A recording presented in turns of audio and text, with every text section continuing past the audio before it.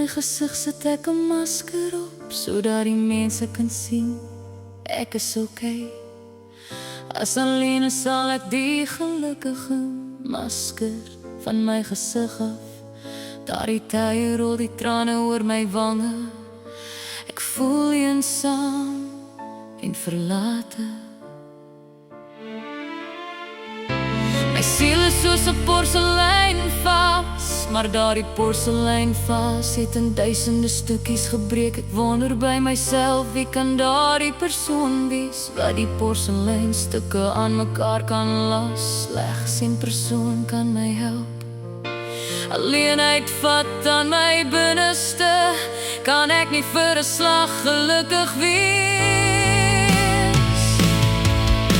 Slegs een persoon kan my help. Sy naam is die Messias wat mens help. Op jou lewenspad help by jou deur elke moeilike omstandighede. Gee slegs jou bekommernisse en vrese aan hom oor. Hy het jou bekommernisse en sorg aan die vloekhout weggeneem. Die enigste een wat die porseleinstukke aan mekaar kan las is die Messias. 'n Innerlike vrede gee hy vir my. Die lewensboei gooi hy uit na my. Ek gryp het met beide hande, daardeur kry ek genesing.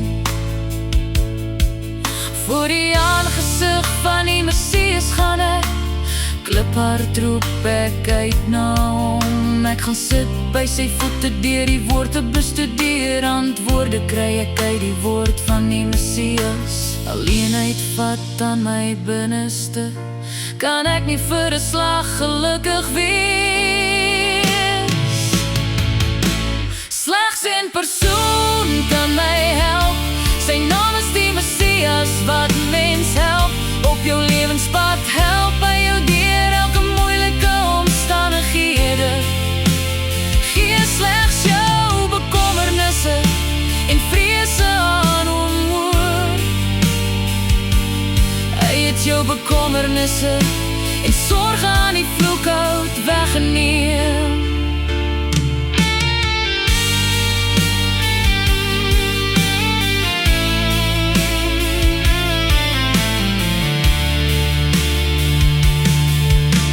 Alleenheid vat aan my binneste, kan ek nie vir 'n slag gelukkig wees. Slegs een persoon kan my help. Sy naam is die Messias wat mens help. Op jou lewenspad help by jou deur elke moeilike omstandighede. Gee slegs jou bekommernisse en vrese aan hom oor. Hy het jou bekommernisse en sorg aan die vloekhout weggeneem.